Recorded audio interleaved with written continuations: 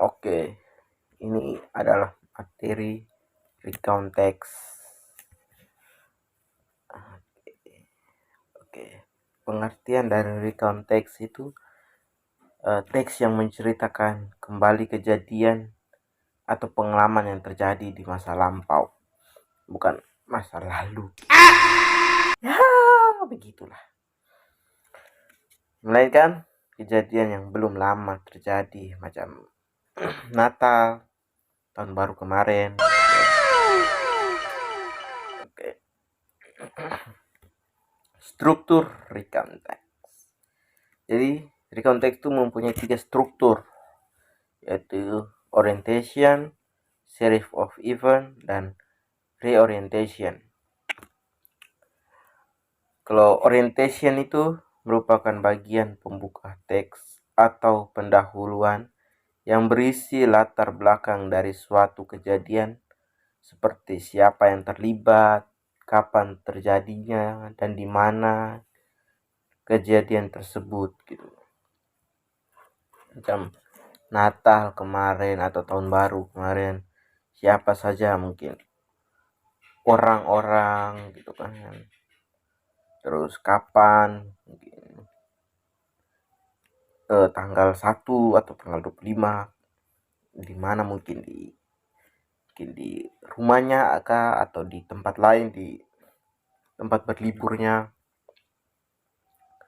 Series of event. Series of event ini serangkaian kejadian yang berurutan.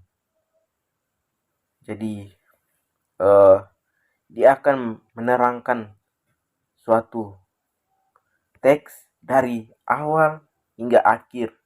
Misalkan macam lomba gitu, dia akan menceritakan mulai dari awal, dia begini gitu. Pokoknya dia tuh dari awal hingga akhirnya lomba, habisnya lomba itu.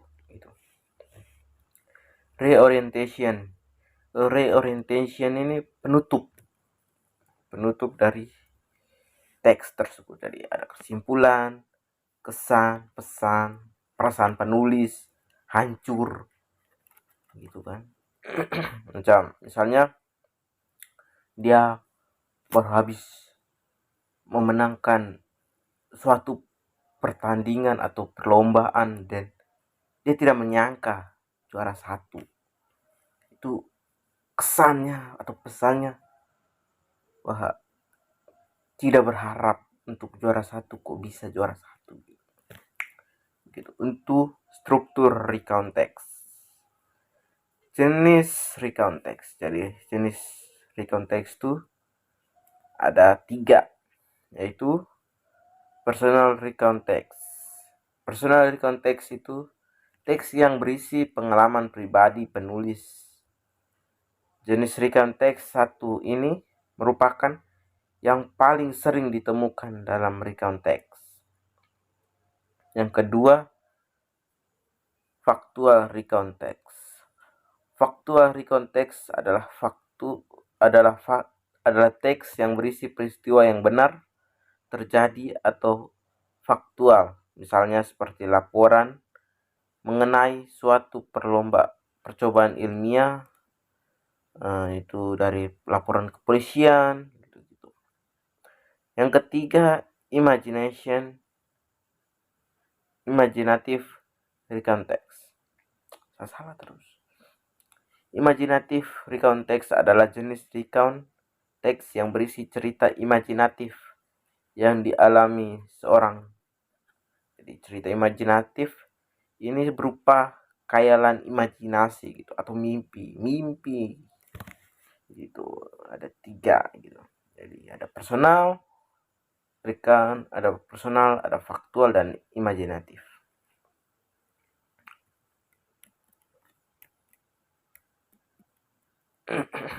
Nah, ada kaidah bahasanya juga, tidak sembarang.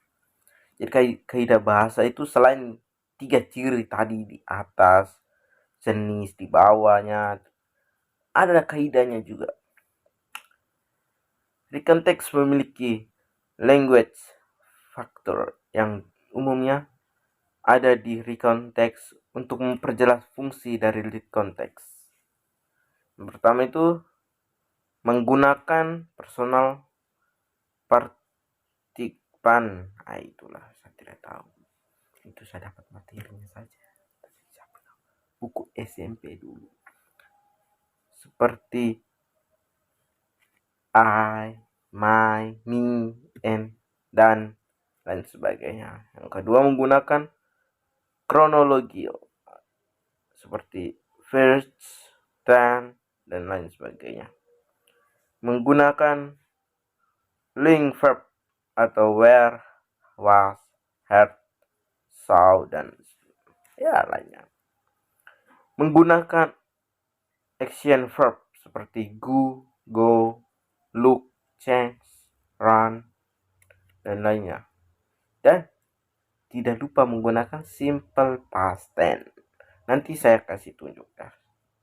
Nanti di sini atau di mana saja nanti saya kasih tunjuk. Ada posternya. Ketika menulis recount text, ini masih lanjutan kaidahnya. Ketika menulis naskah recount text, selain memperhatikan language factor serta ciri-ciri yang ada pada recount text, itu kita perlu memperhatikan social function atau tujuan dari penulis recount text berikut.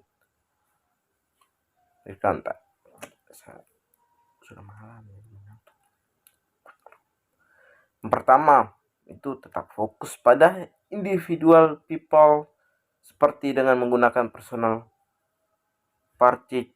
participan yaitu I, Y, we. Yang kedua menggunakan kata-kata yang mengindikasikan seperti mengindikasikan kapan, di mana kejadian atau peristiwa tersebut terjadi. Terus yang ketiga, penulis dengan menggunakan past tense, tetap menggunakan past tense. Yang terakhir tuh menggunakan action words seperti language factor. Gitu. Jadi kalau kita mau menulis naskah recontext itu kita harus lihat ini ada semua, tidak sembarang tulis. Nah, ini contoh recount text ini.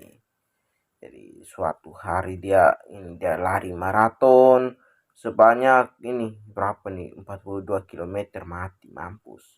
Saya saja cuma berapa meter sudah hancur. Oke. Dan ya, terima kasih. Jangan lupa. Mantap. Dadah.